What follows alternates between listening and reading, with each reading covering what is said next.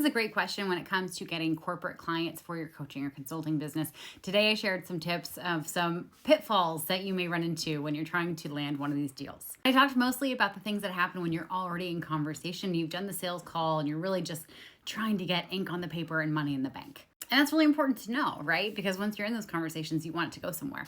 However, how do you get there to begin with? There are a few things that I always recommend. For one, your professional network. Okay, if you're an individual who's doing consulting or coaching, chances are you've worked in corporate for a while in a 9-to-5 job capacity. So it's going to be really important for you to go on kind of a marketing campaign to your existing network and tell them how you're useful to them now.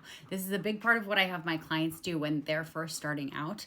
And it's so important because everyone and their mother's best friend should know what you do so that they can either talk you up to people who can hire you or hire you themselves. Number two, if you don't have a lot of people in your network who are these kinds of folks, then you need to get out there. You need to go and network. Okay, there are so many virtual networking groups that you can join. A lot of them popped off during the pandemic, and they've kind of stuck around.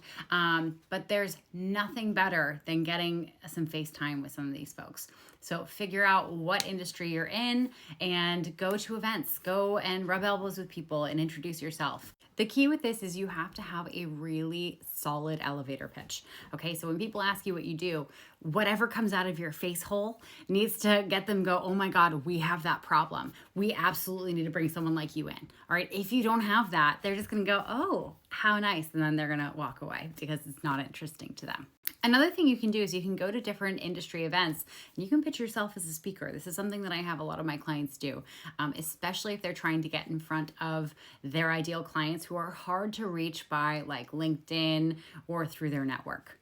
Because if you're a speaker, even if you're doing like a small workshop in a $20,000 event where only 100 people show up, chances are there are going to be like 2 to 5 people in that audience who either are your ideal client and can make the buying decision or work for someone who is going to need to make that buying decision who can introduce you in.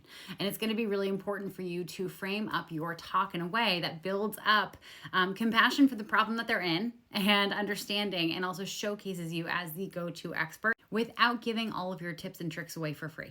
And lastly, one of my favorite places to source a lot of these deals is LinkedIn, honestly.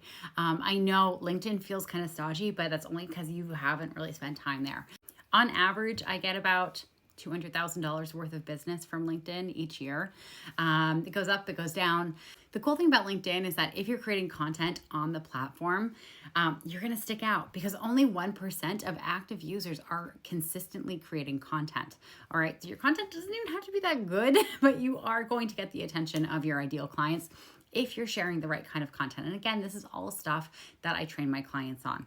And lastly, you need to have a solid sales structure. Okay, so you need to have a solid, easy to use way for people to discover you, figure out how to book with you, go and book on your calendar.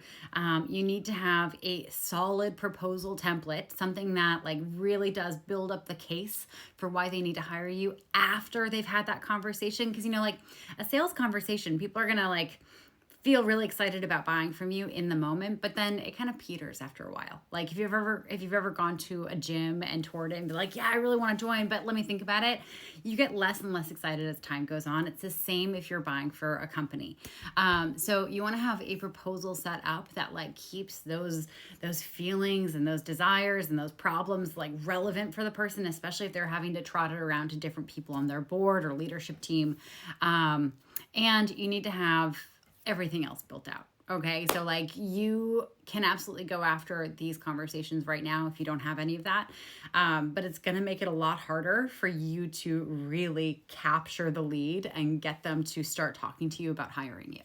Oh, and hi, I help ADHD business owners make more money in less time with fewer distractions by helping you discover your profitable niche, design an offer that they are starving to buy, and I train you how to market and sell your services without wanting to vomit. I'm Katie McManus, business strategist and a money mindset coach. Like and follow if you want more content like this. And if you have any more questions about how to get corporate clients or start your business, then please pop them in the chat. I can always use more inspiration for videos.